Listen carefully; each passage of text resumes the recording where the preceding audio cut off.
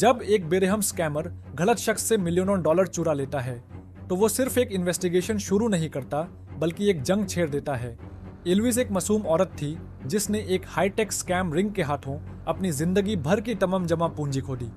तबाह और टूट चुकी एल्विस ने उसी रात अपनी जिंदगी खत्म कर ली। लेकिन इन मुजरिमों को क्या पता था कि उनका खामोश पड़ोसी एडम क्ले था, एक ऐसा खतरनाक शैडो ऑपरेटिव जो सिस्टम की करप्शन को जड़ से मिटा देने के लिए ट्रेंड था। कहानी की शुरुआत होती है एक शांत और सुनसान फार्म हाउस से, जहां एडम क्ले नाम का एक सीधा साधा इंसान अपनी साधारण सी जिंदगी बिता रहा होता है। एडम कोई आम इंसान नहीं बल्कि एक प्रोफेशनल बी कीपर है जो दिन रात मधुमक्खियों की देखभाल करता है और शहद निकालने का काम करता है। वह जिस जमीन पर रहता है उसकी मालकिन एलोइस लिंकन नाम की एक बुजुर्ग महिला है जो एडम को अपने परिवार के सदस्य की तरह मानती है और उसे बहुत प्यार देती है। लेकिन एक दिन यह शांत जिंदगी हमेशा के लिए तब तबाही में बदल जाती है जब एलोइस अपने कंप्यूटर पर काम कर रही होती है। अचानक ही उसके कंप्यूटर स्क्रीन पर एक बहुत ही खौफनाक पॉपअप वार्निंग फ्लैश होने लगती है। उस मैसेज में दावा किया जाता है कि उसका कंप्यूटर पूरी तरह से हैक हो चुका है और अगर उसने तुरंत दिए गए नंबर पर कॉल नहीं किया तो उसका सारा डेटा हमेशा के लिए डिलीट हो जाएगा। बेचारी मासूम बुजुर्ग महिला बुरी तरह डर जाती है और बिना सोचे समझे उस नंबर पर कॉल कर देती है। फोन के दूसरी तरफ डाटा ग्रुप नाम की एक फर्जी साइबर सिक्योरिटी कंपनी का शातिर स्कैमर बैठा होता है। वह मीठी मीठी बातों और झूठी धमकियों के जरिए एलोइस को अपने जाल में फंसा लेता है। वह मासूम महिला से उसका ऑनलाइन बैंकिंग पासवर्ड मांग लेता है और चंद सेकंड्स के अंदर ही उसकी जिंदगी भर की गाढ़ी कमाई यानी $2,05,000 पूरी तरह से साफ कर देता है। जब तक एलोइस को समझ आता कि उसके साथ कितना बड़ा धोखा हुआ है तब तक बहुत देर हो चुकी होती है। उसकी स्क्रीन पूरी तरह ब्लैक हो जाती है। अपनी पूरी जिंदगी की जमा पूंजी गंवाने के सदमे और खुद को बेबस महसूस करने की वजह से वह बुजुर्ग महिला इतना बड़ा कदम उठा लेती है कि डिप्रेशन में आकर अपनी ही जान ले लेती है। शाम के वक्त जब एडम क्ले हमेशा की तरह उसके घर में शहद का जार देने जाता है तो उसे सन्नाटा महसूस होता है। घर का दरवाजा खुला होता है और टेबल पर रखा फोन लगातार बीप कर रहा होता है। एडम जैसे ही अंदर कदम रखता है वह एलोइस की बेजान लाश देखता है। यह खौफनाक मंजर देखकर एडम की रूह कांप जाती है। तभी वहां एलोइस की बेटी वेरोना लिंकन पहुंच जाती है जो कि एक FBI साइबर क्राइम एजेंट है। अपनी मां की लाश देखकर वेरोना पूरी तरह टूट जाती है और गुस्से में एडम पर ही बंदूक तान देती है। लेकिन सच सामने आने पर जब वेरोना को पता चलता है कि उसकी मां की मौत के पीछे किसी बाहरी हैकर और स्कैम कॉल सेंटर का हाथ है तो एडम का गुस्सा 7वें आसमान पर पहुंच जाता है। वेरोना एडम से कहती है कि अमेरिका जैसे देश में बूढ़े लोगों को पूरी तरह अलग थलग कर दिया जाता है और जब कोई उनके साथ गलत करता है तो कोई उनके लिए लड़ने वाला नहीं होता। वेरोना रोते हुए कसम खाती है कि वह उस कॉल सेंटर वालों को कानून के जरिए सलाखों के पीछे पहुंचाएगी, भले ही इसमें 30 साल लग जाएं। लेकिन एडम का सोचना कानून से बहुत अलग है। उसके लिए किसी लाचार बुजुर्ग को लूटना उतना ही बड़ा गुनाह है जितना किसी मासूम बच्चे को नुकसान पहुंचाना। एडम वेरोना से कहता है कि वह आराम करे क्योंकि उसे किसी से मिलने जाना है। अगली ही सुबह एडम क्ले अपनी पिकअप ट्रक में 2 लाल गैसोलीन के डिब्बे लादकर सीधे मेम्फिस शहर में बने डाटा ग्रुप के हाईटेक कॉल सेंटर के बाहर पहुंच जाता है। वहां बाहर गार्डिंग कर रहे 2 ऑफ ड्यूटी पुलिस वाले उसे पेट्रोल के कैन के साथ देखकर रोकने की कोशिश करते हैं और गाली देकर पूछते हैं कि वह कौन है। एडम बिना किसी डर के बड़ी शांति से कहता है कि अगर यही डाटा ग्रुप का कॉल सेंटर है तो वह इसे पूरी तरह से जलाकर राख करने आया है। पुलिस वाले उसकी बात सुनकर हंसने लगते हैं और उसे गिरफ्तार करने की धमकी देते हैं, लेकिन उन्हें अंदाजा भी नहीं था कि वे किस तूफान से टकराने जा रहे हैं। क्या एडम अकेले ही उस हाईटेक कॉल सेंटर को तबाह कर पाएगा या फिर पुलिस वाले उसे वहीं ढेर कर देंगे? पुलिस वाले एडम क्ले को हल्का समझने की भूल कर बैठते हैं, लेकिन इससे पहले कि वे अपनी गन निकाल पाते एडम एक ही सेकंड में दोनों ट्रेन हैंडेड ऑफिसर्स को धूल चटा देता है। वह बेखौफ होकर पेट्रोल के डिब्बे उठाए कॉल सेंटर की बिल्डिंग के अंदर घुस जाता है। अंदर चारों तरफ फर्जी स्कैमर्स मासूम और सीधे साधे बूढ़े लोगों को बेवकूफ बनाकर करोड़ों डॉलर लूटने में व्यस्त थे। एडम बिना एक पल गंवाए पूरे ऑफिस में पेट्रोल छिड़कना शुरू कर देता है। वहां के सभी कर्मचारी बदहवास होकर भागने लगते हैं। एडम बहुत ही शांत दिमाग से अपने फोन से वहीं के नेटवर्क के जरिए उसी फोन लाइन में एक स्पार्क ट्रिगर करता है और देखते ही देखते पूरी की पूरी कॉल सेंटर बिल्डिंग एक भयंकर धमाके के साथ हवा में उड़ जाती है। आग की ऊंची ऊंची लपटें देखकर पूरा इलाका थर्रा उठता है। एडम बड़ी खामोशी से अपनी ट्रक स्टार्ट करता है और वहां से निकल जाता है। ये खबर जंगल की आग की तरह फैल जाती है कि किसी अज्ञात सिरफिरे ने इतने बड़े कॉल सेंटर को बम से उड़ा दिया है। अटलांटा शहर के एक भव्य और महंगे कॉरपोरेट ऑफिस में बैठा एवरमोर एंटरप्राइजेस का युवा और घमंडी मालिक डेरेक एवरमोर जब यह खबर सुनता है तो उसका खून खौल उठता है। डाटा ग्रुप दरअसल उसी की कंपनी की एक सीक्रेट ब्रांच थी जो हर साल करोड़ों डॉलर का काला धन ऐंठ कर उसकी मुख्य कंपनी को फंड करती थी। डेरेक तुरंत अपने सीनियर एडवाइजर क्लेरेंस वेस्टवाइल्ड को बुलाता है जो पहले CIA का डायरेक्टर रह चुका है। वेस्टवाइल्ड भांप लेता है कि यह काम किसी आम इंसान का नहीं है, इसलिए वह तुरंत अपने कुछ खतरनाक शूटरों की टीम को उस कातिल का पता लगाने और उसे खत्म करने के लिए भेजता है। उधर FBI एजेंट वेरोना और उसका पार्टनर वाइली जब जली हुई बिल्डिंग की जांच करने पहुंचते हैं तो उन्हें समझ आ जाता है कि यह काम किसी और का नहीं बल्कि एडम क्ले का ही है। वेरोना तुरंत अपने सीक्रेट इंटेलिजेंस सोर्स से संपर्क करती है और एडम क्ले के बारे में पूछती है।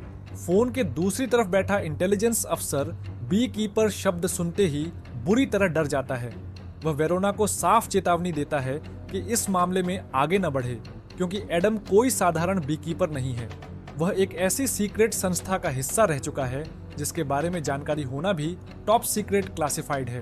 बी कीपर्स देश के कानून और संविधान से भी ऊपर काम करते हैं। जब समाज का सिस्टम पूरी तरह सड़ जाता है और न्याय नहीं कर पाता तब ये बी कीपर्स चत्ते को बचाने के लिए कीड़ों का सफाया करते हैं। इसी बीच डेरेक एवरमोर के भेजे हुए 5 हथियारबंद भाड़े के गुंडे एलॉयस लिंकन के फार्म हाउस पर पहुंच जाते हैं। उनका इरादा एडम को तड़पा कर मारने का था। वे घर के अंदर घुसकर एडम पर हमला कर देते हैं, लेकिन उन्हें जरा भी भनक नहीं थी कि वे मौत के मुंह में कदम रख चुके हैं। एडम अपने अकेले हाथों से बिना किसी गन के उन सभी 5 प्रोफेशनल फाइटर्स को कुछ ही सेकंड्स में मौत के घाट उतार देता है। एडम उन गुंडों के लीडर की उंगलियों को बेरहमी से काट देता है और उसके फोन से सीधे मुख्य मास्टरमाइंड डेरेक एवरमोर को कॉल लगाता है। फोन पर जख्मी गुंडे की दर्दनाक चीखें सुनकर डेरेक की रूह कांप जाती है। एडम फोन पर भारी और बर्फ जैसी ठंडी आवाज में डेरेक से कहता है कि उसने बी हाइव यानी मधुमक्खी के छत्ते को छेड़ने की बहुत बड़ी गलती कर दी है और अब वह इस स्कैम नेटवर्क की जड़ों को ही काट कर रख देगा। क्या डेरेक इस खौफनाक बीकीपर को रोक पाएगा या एडम सीधे उसके सबसे बड़े हेडक्वार्टर तक पहुंच जाएगा? फोन कटते ही डेरेक एवरमोर के पसीने छूट जाते हैं, लेकिन उसका अहंकार अभी भी कम नहीं हुआ था। उधर CIA का पूर्व डायरेक्टर वेस्टवाइल्ड जानता था कि एक एक्टिव या रिटायर्ड बीकीपर कितना जानलेवा हो सकता है।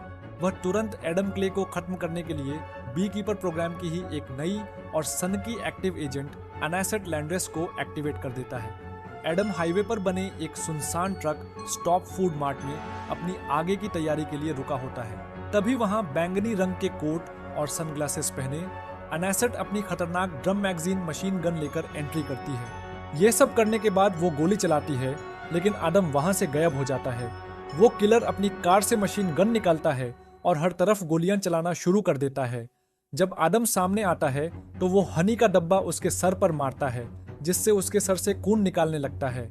अब क्योंकि हनी उसके पूरे जिस्म पर गिर चुका होता है, एडम उसके जिस्म को आग लगा देता है। वो पूरी तरह जलकर मर जाती है। इसके बाद एडम उसकी उंगलियां भी काट देता है और वहां से चला जाता है। और पिछले दोनों की तरह वो इस पेट्रोल पंप को भी आग लगाकर पूरी तरह तबाह कर देता है। दूसरी तरफ FBI एजेंट वेरोना अपने सीक्रेट कॉन्टैक्ट के जरिए बी कीपर ऑर्गेनाइजेशन की सच्चाई जानने की कोशिश कर रही होती है। उसका सोर्स उसे बताता है कि बी कीपर्स वो लोग हैं जो सरकारी फाइलों में कभी मौजूद ही नहीं होते। वे पूरी तरह से गायब और अज्ञात होते हैं। वेरोना को समझ आ जाता है कि एडम क्ले कानून की परवाह किए बिना सीधे इस बड़े स्कैम की जड़ तक पहुंचने वाला है। अपनी राह का सबसे बड़ा रोड़ा हटाने के बाद एडम क्ले सीधे डाटा ग्रुप के सबसे बड़े कॉरपोरेट हेडक्वार्टर की 10वीं मंजिल पर पहुंच जाता है। ये वही जगह थी जहां से हर दिन करोड़ों डॉलर का स्कैम ऑन परेड किया जा रहा था। एडम हाथ में एक बैटन और जहरीली फॉर्मिक एसिड की बोतल लेकर अंदर दाखिल होता है। गार्ड्स और सिक्योरिटी ऑफिसर्स उसे रोकने की कोशिश करते हैं, लेकिन एडम के पंचों और बैटन के घातक वार के सामने कोई 1 मिनट भी टिक नहीं पाता। एडम सीधे इस पूरे फ्लोर को चलाने वाले बॉस हेल्परन के केबिन में घुस जाता है। वह हेल्परन का सर बार बार दीवार पर पटकता है और उससे कैडिडी ढाई से पूछता है कि गरीबों और मासूमों से लूटा गया यह अरबों डॉलर का काला धन आखिर किसकी जेब में जा रहा है। जब हेल्परन सच बताने से इनकार करता है तो एडम बर्बर स्ट्रेपलर सा इसका फेस पर मर रहा होता। हेल्परन दर्द से तड़प उठता है और खौफ के मारे कबूल कर लेता है कि इस पूरे काले साम्राज्य के पीछे एवरमोर एंटरप्राइजेस के मालिक डेरेक एवरमोर का हाथ है। जब तक FBI एजेंट वेरोना और वाइली पुलिस बल के साथ वहां पहुंचते हैं, तब तक देर हो चुकी होती है। पूरा ऑफिस अस्त व्यस्त पड़ा था और हेल्परन अधमरी हालत में जमीन पर गिरकर तड़प रहा होता है। वेरोना जब हेल्परन के कंप्यूटर स्क्रीन पर नजर डालती है तो उसके होश उड़ जाते हैं। क्या वेरोना एडम क्ले को गिरफ्तार कर पाएगी या एडम सीधे देश की सबसे बड़ी और ताकतवर शख्सियत तक पहुंच जाएगा? हेल्परन के कंप्यूटर की जांच करते ही वेरोना के सामने एक ऐसा भयानक सच आता है जिसने उसके पैरों तले जमीन खिसका दी। मासूम बुजुर्गों से लूटा गया अरबों डॉलर का यह काला धन केवल एवरमोर एंटरप्राइजेस की जेब में नहीं जा रहा था, बल्कि इसका एक बहुत बड़ा हिस्सा देश के सबसे बड़े राजनीतिक चुनाव को फंड करने के लिए इस्तेमाल किया गया था। डेरेक एवरमोर कोई मामूली बिजनेसमैन नहीं, बल्कि देश की वर्तमान राष्ट्रपति प्रेसिडेंट डैनवर्थ का सगा बेटा था। राष्ट्रपति के चुनाव अभियान का पूरा खर्च इसी फर्जी स्कैम के पैसों से उठाया गया था।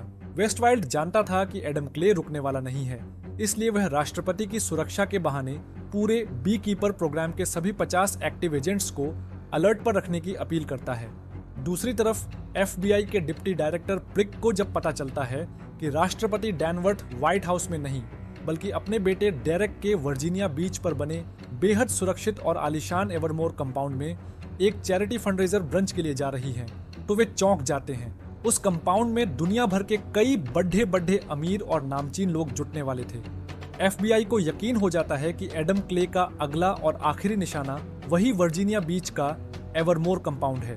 वर्जीनिया बीच पर बने एवरमोर कंपाउंड को एक अभेद्य किले में तब्दील कर दिया जाता है। सीक्रेट सर्विस की भारी भरकम टीमों के साथ साथ वेस्टवाइल्ड और कंपाउंड के सिक्योरिटी हेड एडेलवाइज मिलकर दुनिया भर के सबसे खूंखार और निर्दयी मर्सिनरी कमांडोज और भाड़े के कातिलों की एक प्राइवेट आर्मी खड़ी कर देते हैं। हर कोने पर स्नाइपर्स, सिक्योरिटी चेक पॉइंट्स और मेटल डिटेक्टर्स लगा दिए जाते हैं। वेरोना और उसका पार्टनर वाइली भी FBI टीम के साथ उसी कंपाउंड के बाहर पहुंचते हैं। सीक्रेट सर्विस का पायलट पूरे इलाके को स्कैन कर रहा होता है।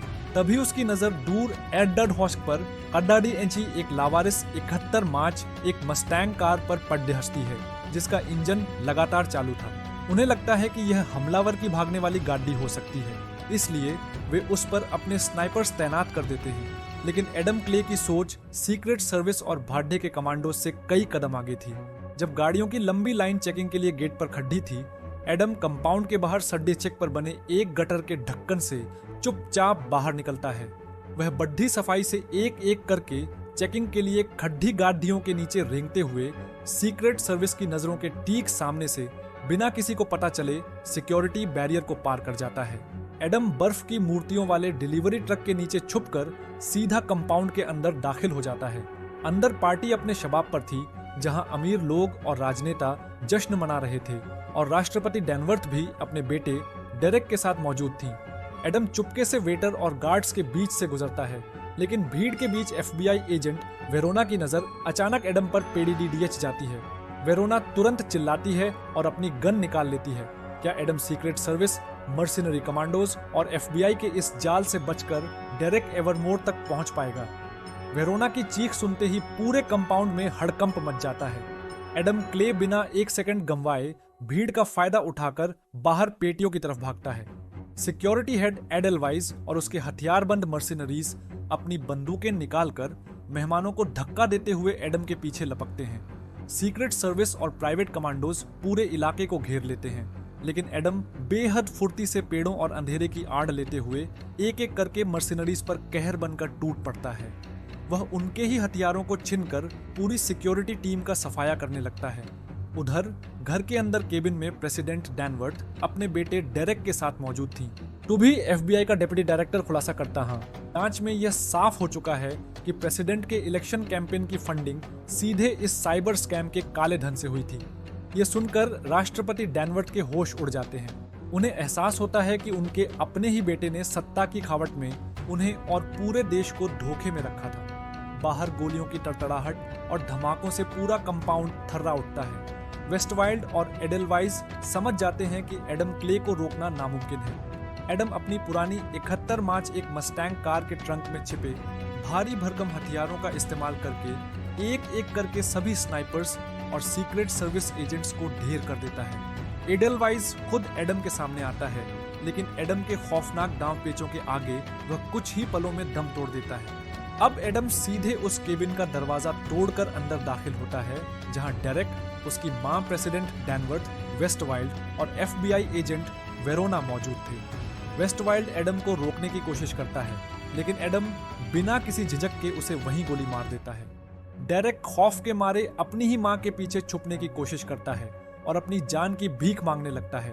वेरोना अपनी गन एडम पर तान देती है और रोते हुए उससे कहती है कि वह डेरेक को कानून के हवाले कर दे और इसे यहीं खत्म करे। लेकिन एडम जानता था कि कानून ऐसे ताकतवर और अमीर लोगों का कुछ नहीं बिगाड़ सकता।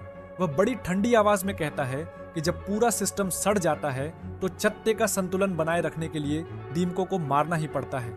इससे पहले कि कोई कुछ समझ पाता, एडम प्रेसिडेंट के सामने ही डेरेक एवरमोर के माथे के बीचों बीच गोली मारकर उसे हमेशा के लिए खामोश कर देता है।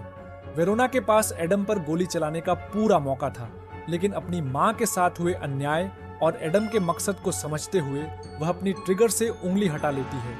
एडम खिड़की तोड़कर सीधे समुद्र के पानी में छलांग लगा देता है और अंधेरे में कहीं गायब हो जाता है, अपनी मां की मौत का बदला लेकर और देश के सबसे बड़े स्कैम नेटवर्क को जड़ से मिटाकर बी कीपर एक बार फिर खामोशी से अपनी पहचान मिटा देता है।